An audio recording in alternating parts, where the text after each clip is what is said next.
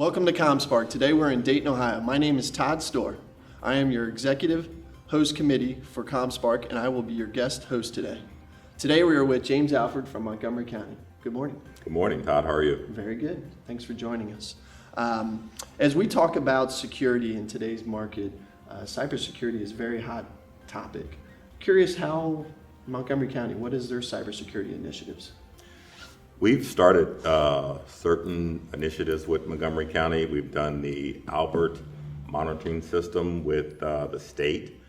We are also looking at our traffic, and they're monitoring our traffic every day with that. I am very happy with that because it alerts us if there's anything that is wrong, anything that we need to be notified of, and we can catch those things before they do happen.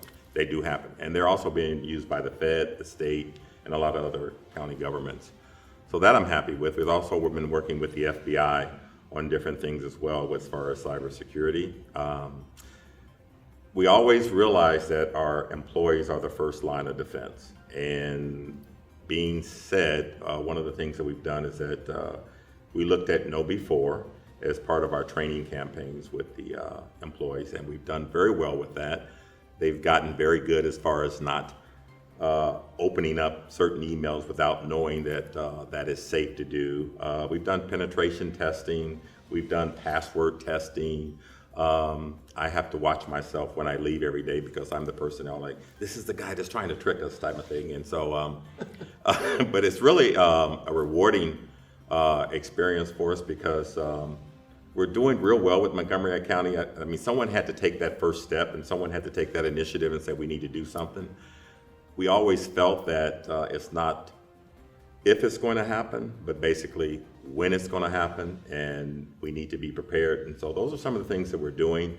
I'm also very proud that when we do the testing for the different departments that if you get 100% and every employee does it, and you do it within a given amount of time, we reward them with different things. So it's become a little bit competitive with them, but they like that. And a lot of them participate. First, it was kind of slow getting off the ground, but now it's really good and it's jamming and I'm loving it. And I'm happy to say that Montgomery County is in this little bubble where they feel like, I think we're a little bit safe here, that I can sleep at night knowing that someone's not going to hit on anything or, open up something that will more or less harm the data from Montgomery County. So with that being said, I'm real happy with it, and I may have talked a little bit too long on that, but on a personal note, how are you scoring?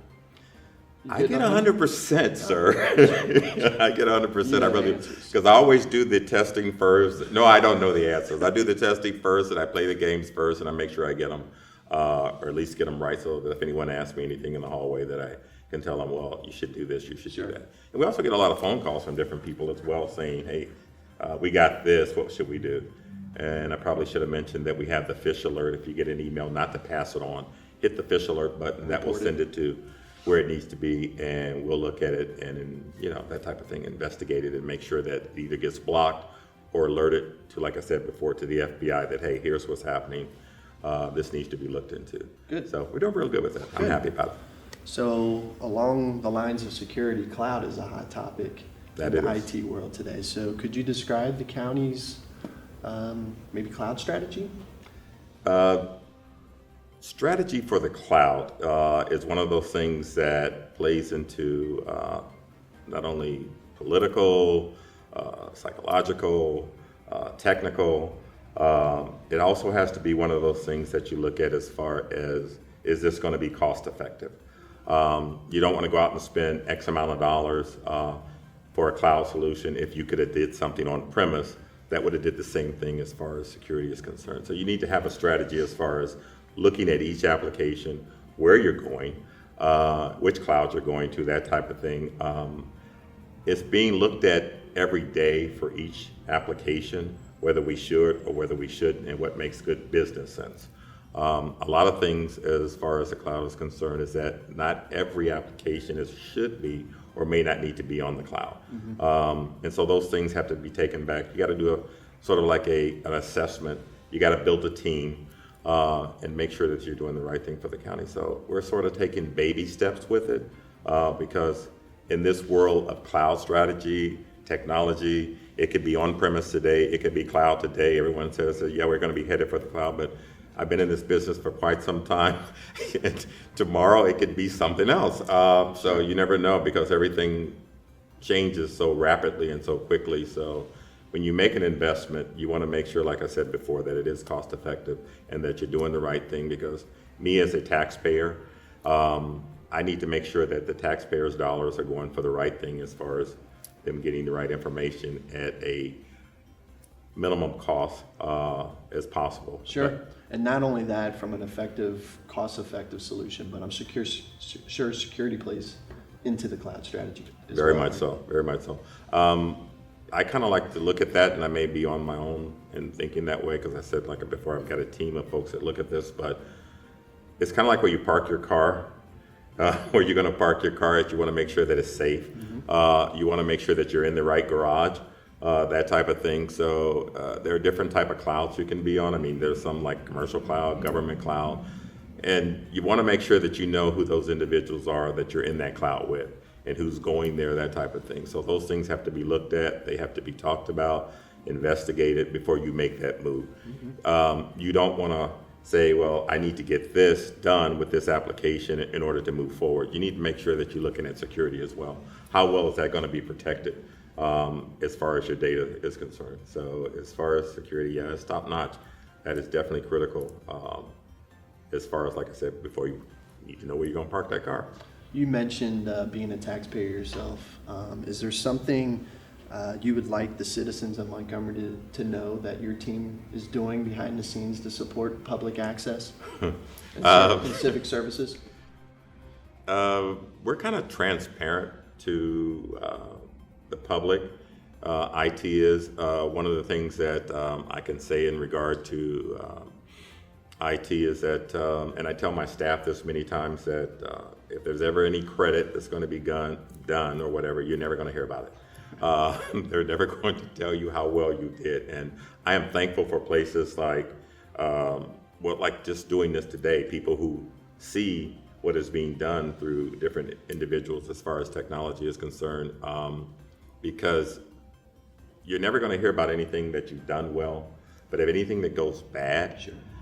It's always a computer glitch, or it was those computer people, they did it, that type of thing. So what I'd like the citizens of Montgomery County to know is that we're trying to get data to you firsthand as quickly as possible. We're 7x24. We're working on those applications. If there's any bugs or fixes that needs to be done, we're making sure that it gets to your desktop as quickly as possible. We're working really hard every day to make sure that those things are run properly, and that you have easy access to it at your desktop, or even if you're sitting at home on the internet, that you can pay your taxes, that you can actually buy your dog tags, all those things over the internet, that they're readily available to you, so that you're not stopped, or you got, I can't get to this. What are those IT people doing? But then again, I like to say, I want to thank people like Technology First and you guys, because it's so nice for someone to say, hey, we think you're doing a good job. We want to talk to you. So that type of thing. So it can be a thankless job to the public, if you will, but as an IT leader, how do you get buy-in from your team and encourage teamwork? Teamwork probably started with me coming from a large family. And being in a large family, we learned to depend on one another, no matter what it was.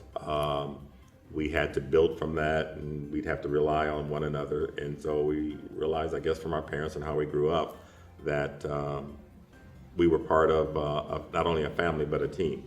And then you always heard that it takes a village to raise a child, and so forth was the neighborhood. They became part of that team and that family as well. So I grew from that, and I learned from that, hey, I'm not out here by myself. There are other people that I need to depend on.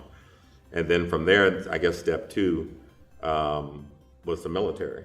And going into the military, you either relied on them or you didn't come back. So it was one of those things, cover me, buddy, I'm going in, type of thing. And you had to rely on that person that's firing that gun over your head.